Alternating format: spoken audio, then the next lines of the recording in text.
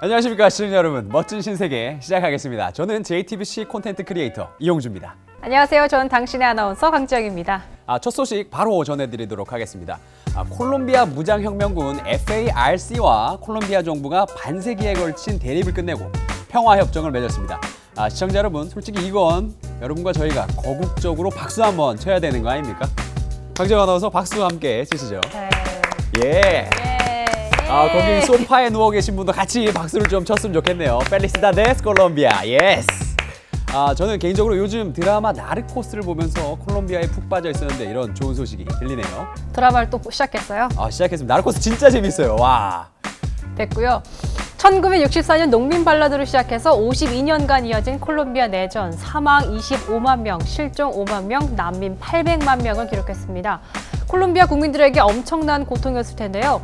이번 평화협정은 다음 달 2일에 국민투표를 통과하면 공식적으로 발효가 됩니다. 콜롬비아 국민의 72%가 평화협정에 찬성표를 던질 거라는 여론조사 결과로 볼 때 평화협정안 통과는 무난할 전망인데요. 그리고 또 하나, 콜롬비아 대통령과 반군 지도자가 평화협정서에 서명할 때 썼던 이 볼펜이 화제가 되고 있습니다. 이 볼펜이요, 탄피를 녹여서 만들었는데 볼펜 몸통에 총알은 우리의 과거를 기록했다, 교육은 우리의 미래다라고 새겨져 있습니다. 그렇습니다. 교육이 사실 우리 미래죠. 그렇죠. 4대 의무 중에 제일 중요한 게 교육인 것 같아요. 더듬어요. 죄송합니다. 제가 교육을 못 받아서 그래요. 어쨌거나 조지 H.W. 부시 미국 대통령과 미하일 고르바초프 소련 대통령이 전략무기 감축 협정 스타트에 서명할 때는 중거리 탄도미사일 탄두를 녹여 만든 펜으로 서명했던 적이 있습니다. 서로를 해치던 무기를 부숴 평화를 약속하는 건 구약 성서에 나올 만큼 오래된 인류의 전통이죠. 인터넷에서 맨날 싸우는 우리 키보드 워리어 여러분들도 하루빨리 키보드를 녹여서 펜을 만들고 평화협정을 체결하면 좋겠네요. 앞으로 컴퓨터 할 때는 마우스만 쓰면 되지 않겠습니까? 그리고 근데 강재영 아나운서, 이번에 평화협정 체결 과정에서 큰 위기가 있었는데 혹시 들어보셨습니까? 글쎄요, 무슨 위기였죠? 이제 반군 지도자 티모첸코가 협정서에 서명하러 무대의 작은 계단을 내려가다가 이렇게 발이 걸려 넘어질 뻔했습니다. 정말 만약 거기서 넘어졌더라면 평화협정이고 나발이고 그냥 바로 다시 전쟁 아니겠습니까? 무슨 소리예요? 한 번 넘어진다고 전쟁을 다시 하는 게 말이나 돼요? 말이 안 될 수도 있죠. 근데 어쨌거나 서명 시기에서는 우리의 기름장어 선생님, 반기문 유엔 사무총장도 참석을 했었는데 티모첸코가 넘어질 뻔한 거를 보고 바로 후안 산토스 콜롬비아 대통령에게 조심하라고 사인을 줍니다. 이 계단이야말로 콜롬비아 평화협정 최대 위기라는 걸 직감을 한 거죠. 역시 이제 반에 반만 하라는 말이 괜히 나온 게 아닌가 봅니다. 네. 반 총장의 사인 덕분에 콜롬비아 대통령은 무사히 계단을 내려왔고요. 평화협정은 잘 마무리가 되었다. Happily ever after겠죠? 그렇습니다. 네, 아니 무슨 자막을 한글물 써놓으니까 영어 같지 않네요. 네. 네. 네. 어쨌거나 유엔 사무총장이 뭐 하는 자리야, 이런 걸 모르셨던 시청자분들이 계시더라면 이렇게 사소해 보이지만 굉장히 핵심적인 일, 이런 중요한 일을 하는 자리가 바로 유엔 사무총장입니다. 그나저나 이렇게 계단이 나와서 하는 얘기인데 네. 오랜만에 이제 임기가 끝나는 반 총장이 무슨 계단을 올라가려고 한다는 소식이 새누리 대선 죄송합니다. 또 이거 기침하는데 다 들려요. 죄송합니다. 대선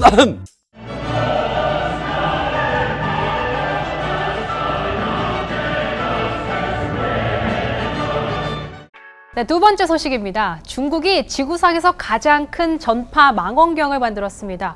어쩌면 우리가 아는 한 우주에서 가장 큰 것일 수도 있겠는데요. 이름이 하늘의 눈, 티엔옌인 이 전파 망원경은요, 지름이 무려 500m로 안테나 면적만 축구장 30개의 규모라고 합니다. 4,450개의 반사 패널을 이용해서 최대 137억 광년 떨어진 곳에서 오는 전파 신호를 감지할 수 있다고 하네요. 이 전파 망원경 덕분에 인류는 외계 행성이나 운하를 찾는 범위를 더 넓힐 수 있을 뿐만 아니라 외계 행성 간에 있을지도 모르는 이 미세한 통신 신호를 포착해서 외계 생명체나 문명을 찾는 데에도 이용될 전망이라고 합니다. 不好不要我们不要天眼 지금 뭐라고 하는지 알고 말하는 거예요? 알죠. 저는 이제 텐젠 이런 거 필요 없습니다. 저는 이 반대입니다. 뭘 반대해요? 중국이 우주 굴기를 하고 세계 과학계에서 더 중요한 위치를 차지하려고 하고 이런 거 저는 다 이해를 합니다. 이해를 하는데 근데 이 장비가 지금 외계 문명의 통신 신호를 이제 받는 데만 이용된다는 거죠. 보내는 거 말고 이제 받는 데만. 그러니까 초등학생들이 가지고 다니는 그 키즈폰처럼요. 아니, 뭐 그러니까 이론상으로는 그런데 아, 그래요? 뭐 그럼 다행인데 여러분 혹시나 집에서 뭔가 꾸미고 있다면 외계인한테 함부로 우리가 어디 있는지 알려주시면 안 됩니다. 왜요? 왜냐면 이제 최근에 스티브 호킹이 뭐라 그랬냐면 인터뷰에서 발달한 외계 문명을 접하는 것은 미국 원주민이 콜럼버스를 만나는 것과 비슷할 수 있다라고 했거든요.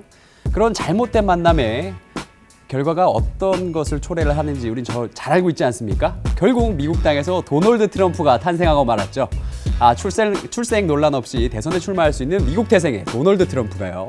근데 도널드 트럼프 여기서 또 왜 나와요? 그리고 외계 문명이랑 서로 교류하고 지내면 모르죠. 또 나쁠 거라는 보장도 없잖아요, 사실. 그리고 외계 생명체가 우리에게 뭐 선진 기술을 이렇게 좀 전해줄 수도 있잖아요. 뭐 예를 한번 들어보도록 할게요. 강지영 씨한테 이제 모르는 번호로 전화가 온 거예요. 따르릉. 여보세요. 아니 요즘 시대가 어느 때인데 따르릉입니까? 정말. 어쨌거나 아재네, 따르릉. 아재. 일단 시작에 따르릉으로 할게요. 따르릉 하는데 따르릉. 네, 여보세요. 네, 강지영 씨죠. 지금 어디 사시는지 알려주실 수 있겠습니까? 네, 저는 우리 은하 태은계 지구별 대한민국 서울시 마포구 상암동 어디에 살고 있고요. 현관문 비밀번호 B번은 별 1, 2, 3, 4예요. 이게 지금 상식적으로 말이 되는 겁니까? 지금 아니 이게? 그 목소리부터 말이 안 돼요. 지금 강지영 씨 따라한 건데요. 잘했죠 지금. 아니 그 목소리부터 말이 안 된다고요. 어쨌거나 낯선 사람한테 집 주소와 현관문 비번을 알려주는 것만큼 바보 같은 일은 없습니다. 심지어 지금 지구는 제대로 된 현관문이나 잠금 장치도 없는 상황이죠. 근데 왜 꼭 외계 문명이 사악할 거라고 생각을 하시는 거죠? 강재영 씨, 저한테 어디 사시는지 알려줄 수 있겠습니까? 싫죠. 왜요? 당신이니까 싫어요. 왜요? 당신이니까. 아니, 세상 사람 다 돼도 당신은 싫어요.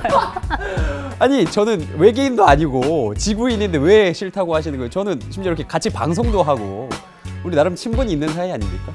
전 정말 친해질 때까지는 네. 뭐 내외하고 싶어요. 저도 내외하고 싶어요. 네. 저 시청자 여러분, 저는 아직도 이분과 교제할 마음이 없습니다. 근데 뭐 어쨌거나 지금 외계인한테 그런 거 가르쳐 주면 안 됩니다, 여러분. 정말 이 이야기가 어디로 가는지 모르겠고요. 저도 마음이 없습니다. 네, 알겠습니다. 저는 18살 고등학생 박주연이라고 합니다.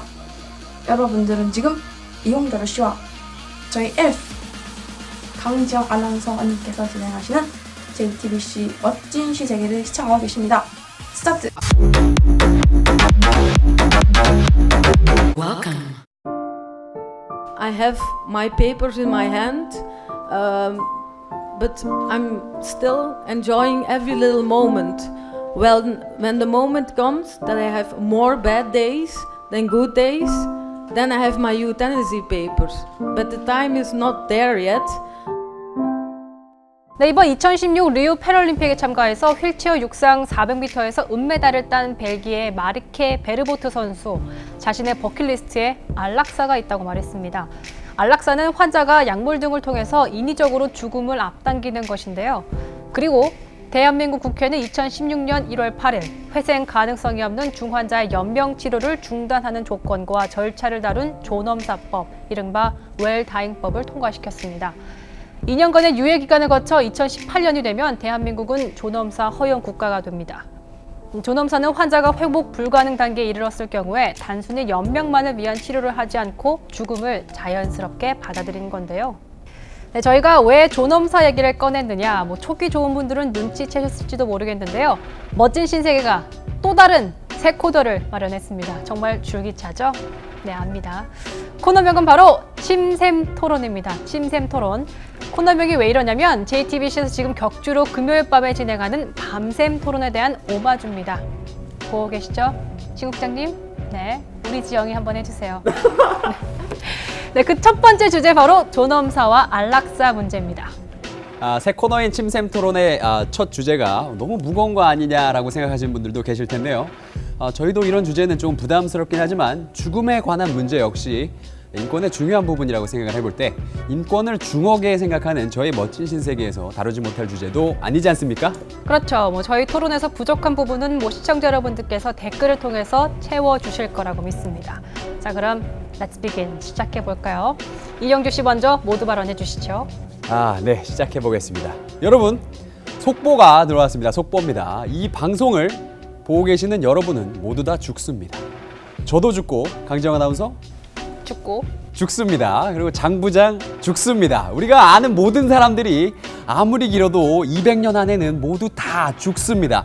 우리 인생에서 가장 확실한 것은 바로 죽음입니다. 그렇기 때문에 우리는 죽기 전에 인생을 조금이라도 더 즐겁고 밝고 행복하게 만들기 위해서 노력을 하는 거겠죠.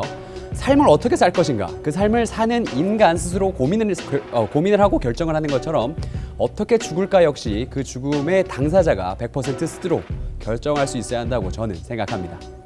자, 그럼 이용주 씨는 소극적 의미의 존엄사뿐만 아니라 적극적 의미의 안락사까지도 허용해야 한다는 입장이신 거죠? 예, 그렇습니다. 현재 안락사, 즉 약물 주입 등을 통한 인위적인 죽음을 허용하고 있는 국가, 벨기에, 네덜란드, 스위스, 룩셈부르크, 그리고 미국의 오리건주입니다. 그 외에도 여러 나라들이 관련 법안을 검토 중입니다.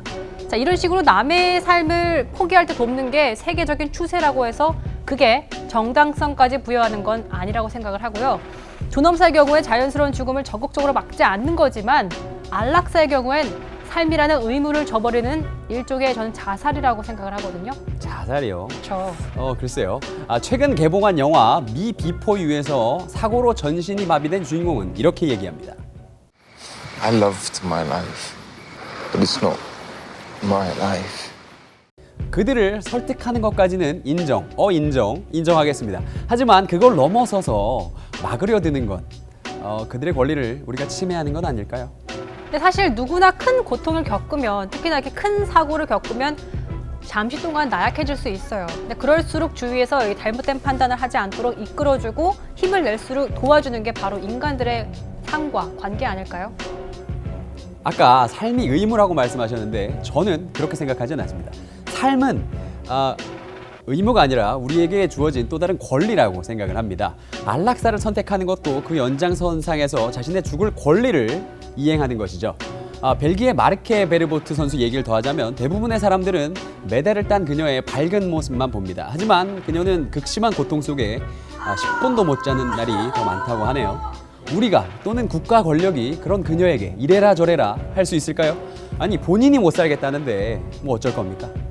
저 역시 그녀의 고통에는 정말 통감하고 아플 거라고 생각을 합니다. 하지만 경계가 무너지고 이렇게 허용 범위가 점점 커지다 보면은 어느 순간 우리는 정말 이가 너무 아파, 좀 참기 힘들어, 이럴 때 안락사하고 싶다, 이런 선택을 할지도 모르는 일이고요.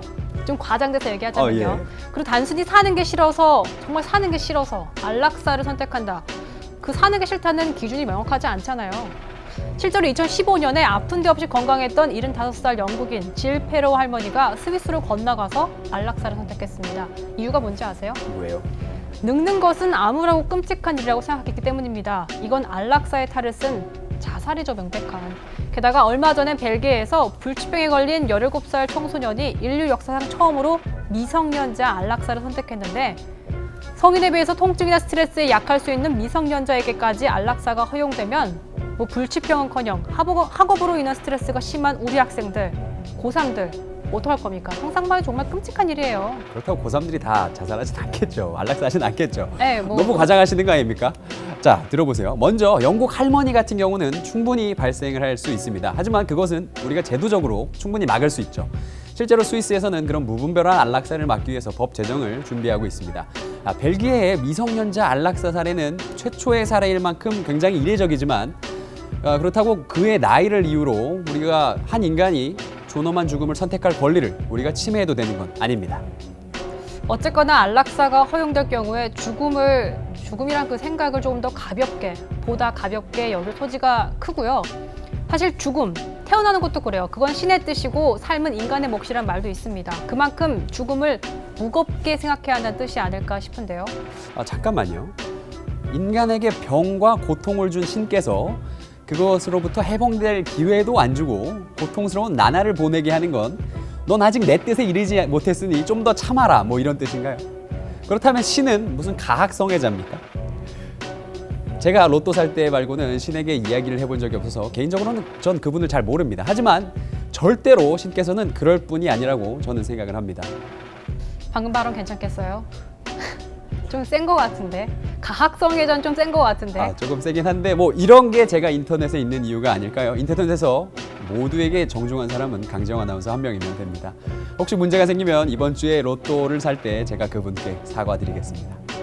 자, 지금 한 모든 발언은 JTBC나 디지털 뉴스룸의 편집 방향과는 무관한 이용주 씨의 사견임을 밝히고 있습니다. 그리고 사실 뭐 고통을 통해서 신이 인간에게 가르쳐주려는 그런 메시지 같은 것도 있다고 생각을 해요, 저는. 네, 메시지가 분명히 있다고 생각을 합니다. 맞습니까? 네, 그렇습니다. 계속하시죠. 무슨 메시지일까요?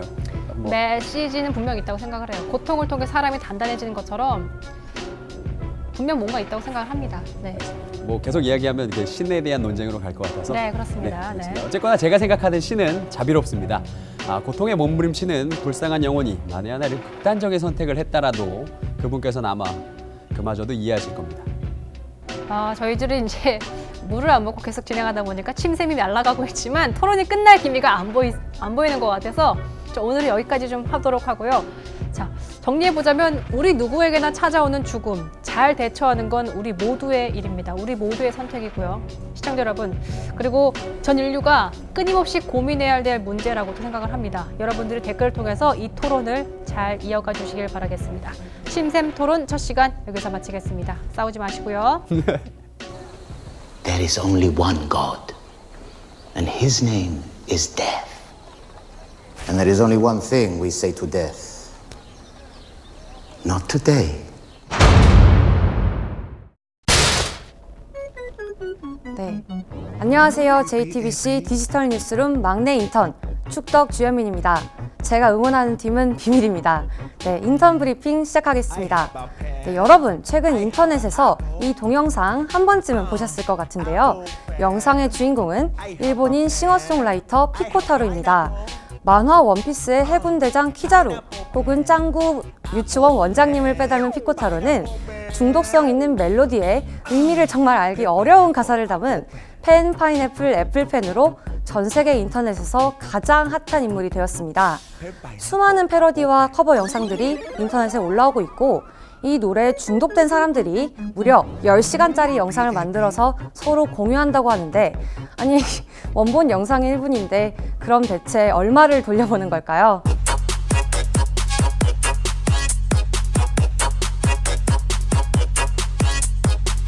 네, 어쨌거나 원 동영상이 유튜브에 올라온 게 지난 8월 말이었으니까요. 이제 한 달 남짓 됐는데요.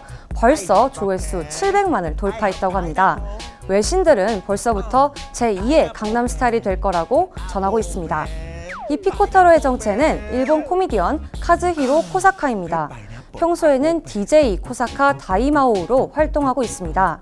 어느 날 스탠드업 코미디를 하다가 피코타로라는 노래하는 캐릭터를 생각해냈고 의외로 사람들 반응이 좋아서 본격적으로 피코타로 프로젝트를 진행했다고 합니다.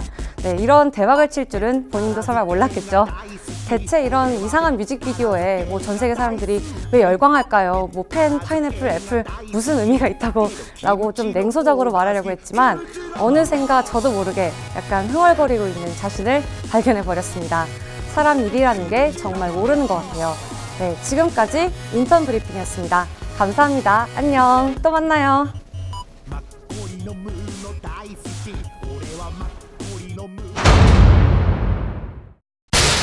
인트로를 보내주신 박지연 양 감사합니다. 인트로에 지금 입고 나오신 옷이 서남여고 탐정단 교복 세트라고 했는데 아니, 무슨 이벤트를 했길래 이런 걸 받았을까요? 글쎄요. 그리고 또 저보고 엘프라고 한 거 맞죠?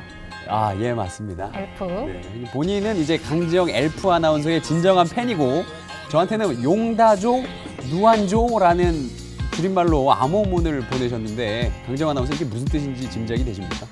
글쎄요. 잘못 읽으면 약간 욕처럼 보이는 것 같기도 하고 생각해보면 아닌 것 같기도 하고 굳이 욕을 써서 보냈겠어요. 굳이 그렇진 않겠죠. 근데 장 부장이 뭐라 그랬냐면 장 부장은 이거를 고민을 굉장히 많이 했는데 이게 용주는 다 자기를 좋아하는 줄 아는데 누구라도 안 좋아하는 캐릭터라고 풀이를 했네요. 근데 사실 장 부장 같은 이제 아재도 아닌 아저씨가 어찌 이 고등학생의 순수한 마음을 깊은 뜻을 알 수 있겠습니까? 주연 양 고마워요. 서울대 꼭 가라. 2번 가라. 2번 가면 어떻게 가는 거죠? 2번 갈 수 있죠. 의대 한 번 갔다가 법대 한 번 가고. 본인의 진로를 마음대로 막 정해주시네요. 아무튼 박지훈 양 감사드리고요. 네, 시청자 여러분 프로그램에 대한 의견이나 이렇게 주연 양이 보낸 것처럼 인트로를 보내실 땐 이 아래 좌우로 춤추고 있는 요 이메일 주소로 부탁드리겠습니다. 네, 멋진 신세계 오늘 순서 여기까지입니다. 시청해주셔서 고맙습니다.